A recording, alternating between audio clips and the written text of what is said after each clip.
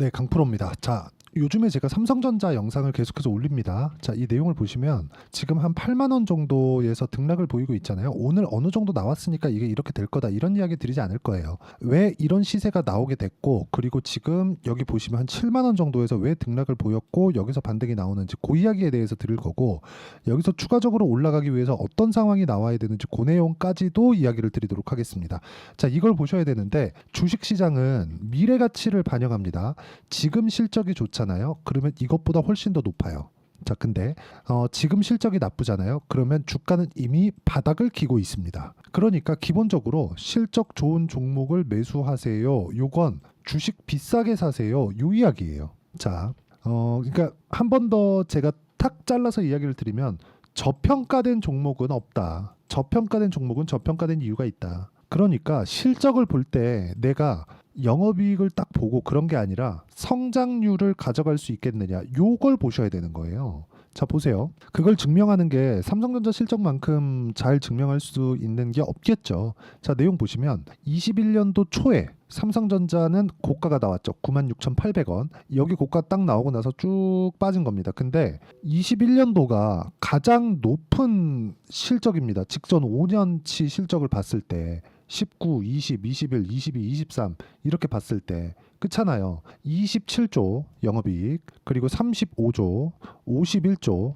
그럼 27조에서 51조면 거의 두 배 뛰었잖아요. 19년도부터 21년까지. 근데 주가가 빠진 건 딱 21년 시작하자마자 여기부터거든요. 그러면서 쭉 빠져갖고 22년 한 거의 한 8월 9월 정도에 바닥 찍고 돌기 시작했습니다. 이때 수많은 이야기들이 나왔어요. 야, 금융위기 터진다. 금리가 이렇게 이제 금리 난리 난다. 그래갖고 나온 결과가 어떻습니까? 금리는 난리가 났죠. 실제 5.5%. 그렇죠. 이때까지만 하더라도 금리를 막 0.75%씩 계속해서 올렸으니까 22년도부터 시작해가지고 그러니까 주식시장은 그 상황을 먼저 반영을 한 겁니다. 이때 삼성전자 가격대가 5만 원대예요. 근데 그 이후에 어떻게 됐어요? 분기당 적자를 보고 있는 그런 상황까지 갔음에도 불구하고 주봉으로 볼게요. 22년도에 바닥 딱 찍고 51,800원 찍고 올랐잖아요.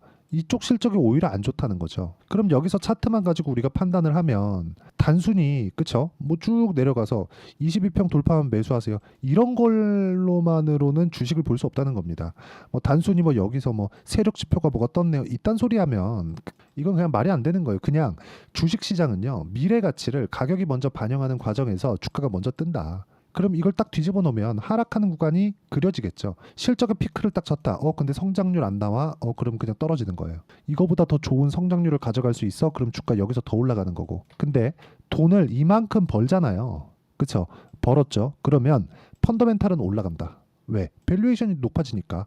이 기간 동안 성장률을 못 높여서 그런 거지 돈을 못 번 건 아니거든요. 그러면 PBR, 그쵸? PBR. 자산 가치는 계속해서 늘어나는 상황이 나오는 거죠. 주식은 이것의 반복입니다. 그런데 이 고가 돌파하는 구간에서는 뭐가 나옵니까? 여기 성장률이 나오는 거예요. 그러면 삼성전자 같은 기업이 성장률이 나오기 위해서 지금 뭐 해야 돼요? HBM 나와야지. 기존의 D램에 대한 부분은 이미 다 반영이 되어 있잖아요. 이제 7월 첫째 주 되면 실적 나올 겁니다. 실적 나올 건데 그 실적 잘 나올 거예요. 지금 반도체 경기 굉장히 좋습니다. 근데 그 실적 기준에서 우리가 봤을 때도 HBM으로 인한 실적이 발표돼야 여기까지 갈 수 있는 겁니다. 그 구간을 어떻게 잡아야 되는지 오늘은 그 이야기를 드릴 겁니다. 단순히 오늘 이렇게 돼요, 22평 어떻게 돼요, 이런 이야기 드려봤자 하루 영상 보고 조금 괜찮나 하고 마는 거예요. 이 구조에 대해서 원리에 대해서 파악하고 아는 게 중요합니다. 그러기 위해서는 제가 어떤 식으로 이 그 매매 구간을 잡고 있는지 공략하는지를 보셔야 돼요. 자, 첫 번째 보면 두산 에너빌리티가 있습니다. 올라가는 구간에서 공략을 하죠. 물린 것 같죠? 다시 올라옵니다. 그렇죠? 자, 무슨 얘기냐? 올라가는 구간에서 매매를 꾸준하게 이어가야 된다는 게 중요하고 공통점 돌파 구간에서만 공략한다. 두산 에너빌리티를 매매하기 전에 우리 기술. 자, 내용 보면 어때요? 올라가는 구간에서 매매를 했을 때 23%씩 이렇게 수익이 발생을 합니다. 그렇죠? 이런 정도의 상황이 나오는 거예요. 그런데 여기서 내가 왜 이렇게 공략을 해야 되는지를 이해를 하자는 거죠. 주식은 가격이 먼저 뜹니다. 가격이 먼저 떠요. 올라가면서 올라가는 내용이 하나씩 나오게 됩니다. 근데 감당할 수 없을 정도로 올라가게 되면 실적을 보기 시작해요. 근데 감당할 수 없을 정도로 올라가기까지도 시간이 오래 걸립니다. 그렇기 때문에 실적을 볼만 합니다. 그러면 실적이 나오기 시작하는 그 구간부터는 야, 이번 분기 실적 잘 나올 거 이걸 볼 게 아니라 우리는 어느 정도까지 올라왔는지를 보는 거죠. 그래서 실적을 확인하고 더 사든가 아니면 팔든가 그 둘 중에 하나를 보는 거죠. 근데 지금 삼성전자는 어때요? 실적을 볼 필요가 없습니다. 가격이 이미 낮는데, 그쵸? 가격이 이미 낮은 위치에서 있는데 모타로 그 실적 봐서 뭐 합니까? 어차피 좋겠죠. 뭐보다? 주가보다. 그쵸? 굉장히 좋아진다. 어느 정도 나왔다. 이게 문제가 아니라 주가보다 실적이 잘 나오느냐. 그게 중요한 거예요. 지금 주가가 평가하고 있는 가격대는 여기까지인데 실적은 이거보다 못 나오잖아요. 그러면 삼성전자는 또 빠집니다. 근데 그러기에는 힘들어요. 삼성전자 너무 싸거든요. 이거 진짜 반드시 기억하셔야 됩니다. 그리고 뭐 다른 종목들 이미 매도까지 완료된 종목들을 보면 예를 들어서 뭐 태성이나 그런 종목들이에요.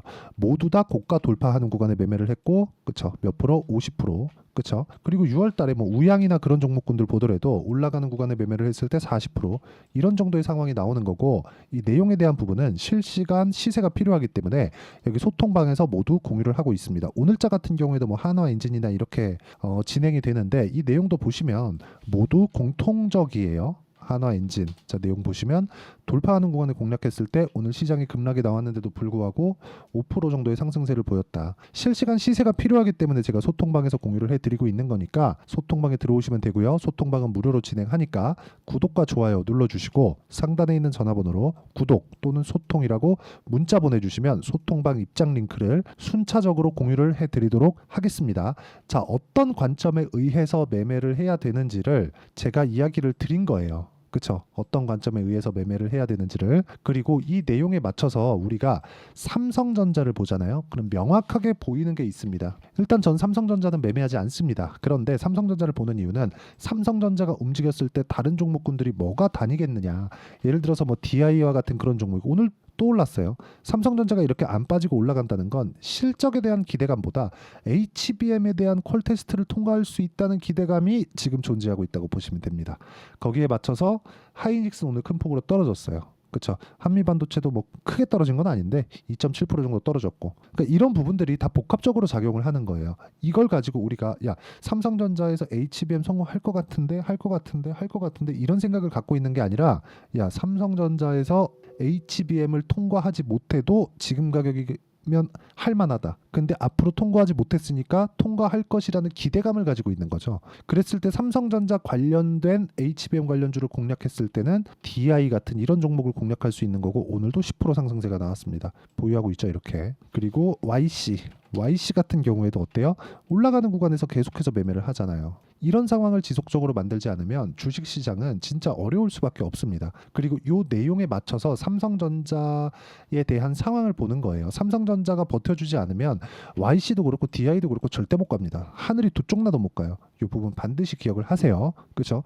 그리고 이걸 어떻게 보는지, 가격을 어떻게 판단하는지에 대한 부분은 제가 여기 소통방에서 공유를 해드리고 있으니까 상단에 있는 전화번호로 구독 또는 소통, 그쵸? 구독이나 소통 이렇게 문자 보내주시면 그 둘 중에 하나 보내주시면 제가 소통방 입장 링크를 모두 다 공유를 해드리고요. 그리고 여기 제가 이렇게 매매하는 이 구조를 보면 웬만하면 2주를 넘기지 않습니다. 2주 안에 다 수익 전환 시키던가 아니면 손절하던가 둘 중에 하나 합니다. 그걸 전 단기 보유 전략이라고 하는데 기준이 삼성전자라 그랬죠. 삼성전자를 기준해서 어떤 종목을 매매하는지 그 내용이라고 말씀드렸어요. 삼성전자는 기본적으로 싸지만 우리는 기간 대비해서 돈을 많이 벌어야 되잖아요. 하지만 안전성도 챙겨야 된다. 그러면 피어 그룹에 뭐가 있는지를 봐야 되는데 한국 시장에 삼성전자보다 큰 피어 그룹은 없습니다. 그래서 여기 삼성전자를 기준해서 관련돼 있는 종목들을 어떻게, 그쵸? 어떤 식으로 단기로 보유할 건가, 2주 안에 수익 전환을 시킬 건가, 그 이야기입니다. 그리고 요 내용에 맞춰서 제가 삼성전자와 그리고 YC나 DI 같은 종목들을 단기 보유 전략을 활용해서 실시간 타점을 제가 문자로 공유를 해드리도록 할 테니까 상단에 있는 전화번호로 삼성전자라고 문자 보내주시면 단기 보유 전략과 실시간 타점을 함께 공유를 해드리도록 하겠습니다. 자, 내용 정리하면 그래요. 삼성전자는 빠질래야 빠질 수가 없다. 그런데 올라가더라도 고가 돌파하기까지에 대한 기대감도 갖추고 있다. 예를 들어서 HBM에 대한 통과에 대한 기대감이죠.